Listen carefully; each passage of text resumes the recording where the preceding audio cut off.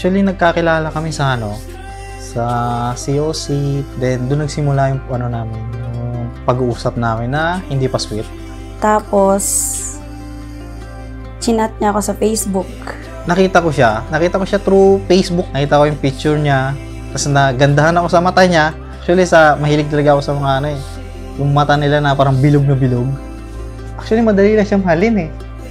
Hindi siya yung maraming gustong gawin. Steady lang. Napakaganda. Tapos, nag-decide siya na pumunta ng Aklan.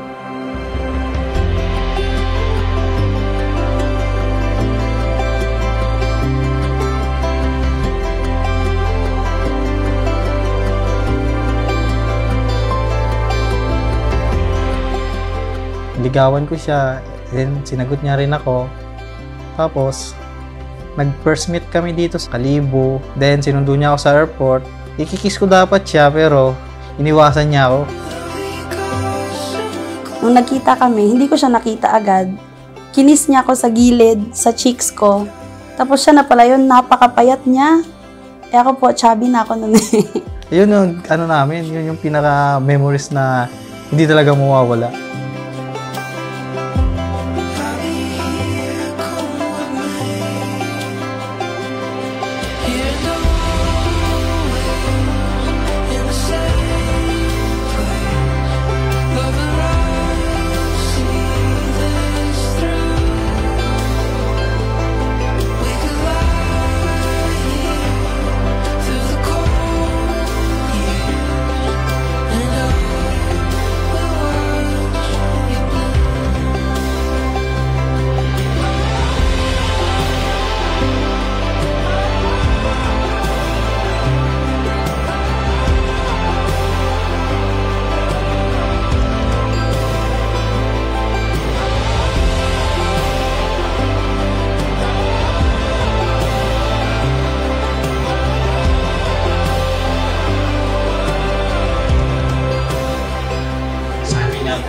Ecclesiastes 4:12. Kung ang nag-isa ay maaaring magtatagumpay laban sa isa, lalo na ang dalawa.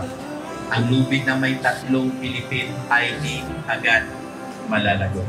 Ito ang simbolo ng iyong pangakong magmamahalan, pagpakailan at bilang mag-asawa.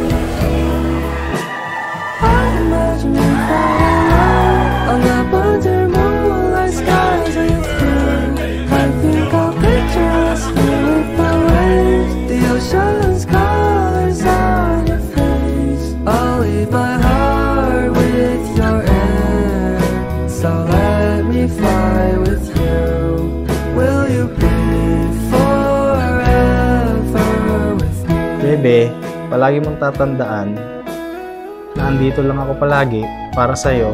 Hindi ako magsasawa sa tabi mo. Isa lang masasabi ko sa'yo, I love you so much. And araw-araw ko yung ipaparamdam sa'yo. Always mo lang tandaan na kapag kailangan mo ko, nandito lang ako palagi. At hindi kita bibiguin sa tuwing kailangan mo ko. Nandyan lang ako lagi.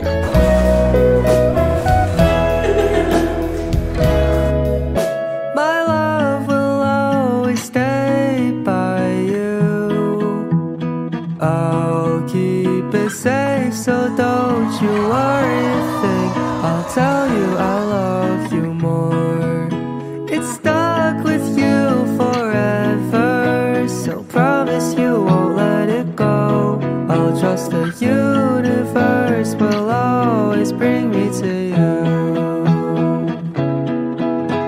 To my girl, my princess, my best friend, and my future wife, I love you.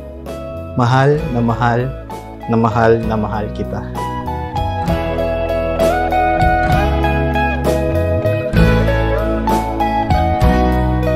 I love you so much, Bebe. Mahal na mahal kita.